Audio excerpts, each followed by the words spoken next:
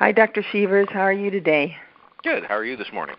Good. Are you ready for another conversation? Yeah.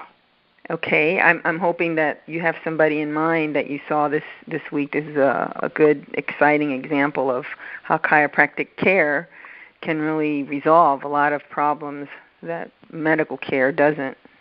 Yeah, we had a really quite an interesting case with a young lady this week. She's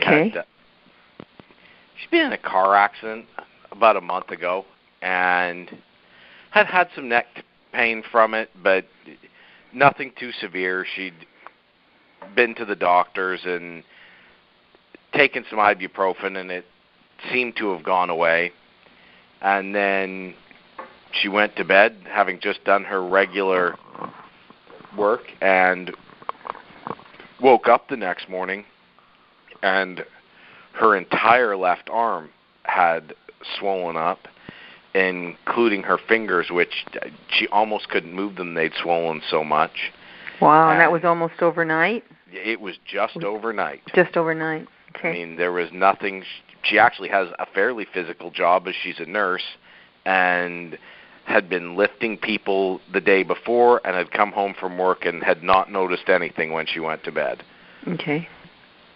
So she got up in the morning and obviously went immediately to the ER, and they ran a bunch of tests there and did an X-ray and really couldn't see anything or tell what was going on. She's not diabetic, so it had nothing to do with that. It didn't appear to be a spider bite or anything like that, and the MD decided that the next thing to do was to check, to have an MRI done and just see if anything else was going on.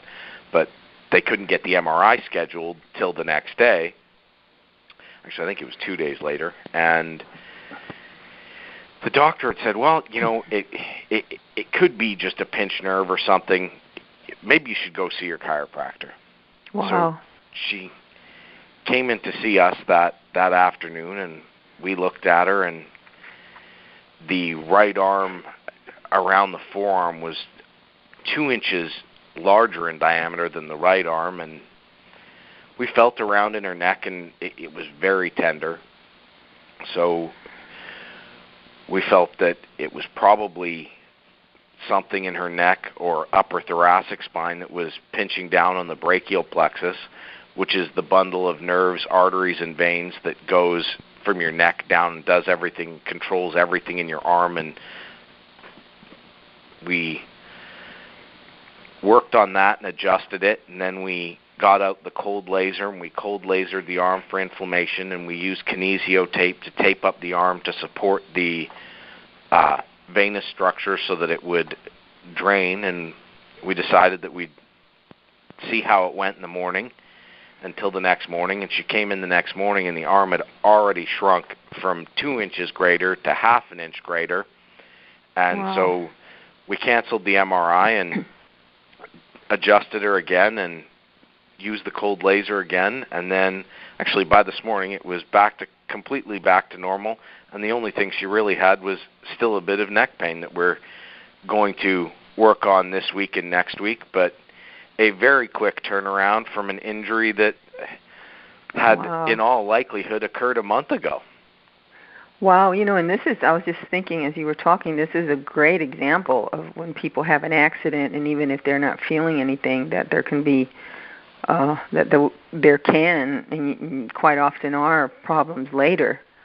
Yeah, it really is. It is 100% one of those cases which, if you're in an accident, do not sign off on any medical release until a couple of months after the accident to make sure that, nothing comes up. Because, yes, sometimes you can get out of the car and the adrenaline and everything, you don't even notice that you've been hurt, and it takes time for the injury to come out. Yeah. Well, it was fortunate for her. I mean, not fortunate that she had to go through this, but in a way that something did come up so soon so that she was able to handle it now, as opposed to waiting like that one gentleman you told me about was years or something, and now he really can't do anything about the problem because it's been so many years and you're not able to, make it right.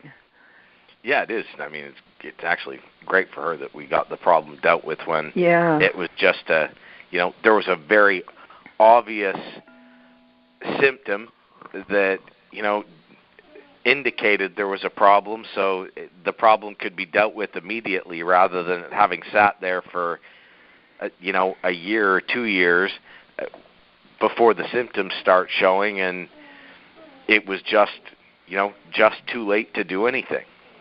Right. Well, you mentioned, let's see, cold laser and the kinesio tape. Can you just briefly tell us what those two things are for any of us that don't know? Yeah, the kinesio tape, it's used for several things. You can actually use it to support joints. You can use it to support muscles. It can also be used, if applied in a different way. What it does is it lifts the skin up and opens all sorts of extra space for inflammation to drain away. So you can apply it in such a fashion that it really helps eliminate swelling. And if you've got a big bruise and you apply it, you can lift everything up to get the bruising to go away much faster. Wow. It's actually really a great product. Yeah. I mean, I knew what it was, but I didn't know all of that. Thank you for sharing that. What about the cold laser? The cold laser, it gets the cells turning over faster, and as the cells turn over faster, it gets everything to flush out so that you can help speed up the body's ability to eliminate the inflammation. So what's the actual equipment or tool that is used for that?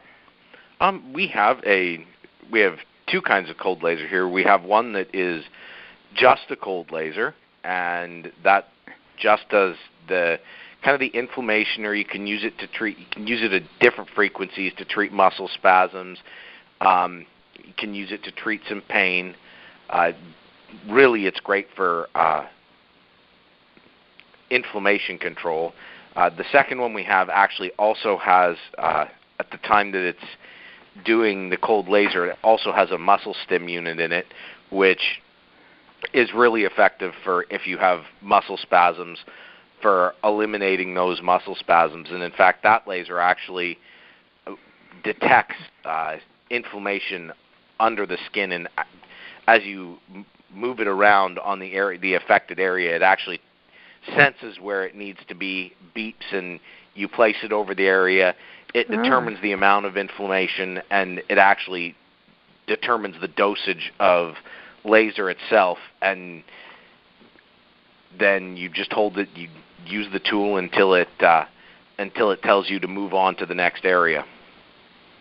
Wow. It's I guess really this is such a good example, although other conversations have also been good examples of how we don't need to take medications to take care of these different injuries or problems that arise in our day-to-day living. And I'm really grateful for this time, and I'm wondering if there's anything else you wanted to say before we end this call.